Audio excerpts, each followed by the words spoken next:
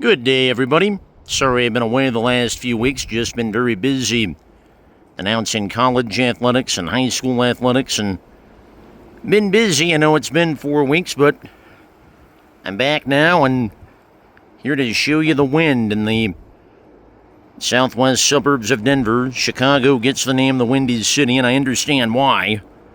Having watched my share of Cubs games, White Sox games, and Bears games over the years, I see how hard the wind blows there, but sometimes in Denver, there are moments that are very windy, and today is certainly one of those days.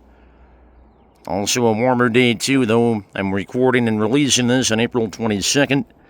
Temperatures expected to be in the 80s. In Denver today, just one of those interesting days. Never know what's going to happen, and certainly the wind plays a part. So I'll just show you the wind a little bit here and say thanks for watching, and I'll look forward to talking to you soon. Have a good day, everyone.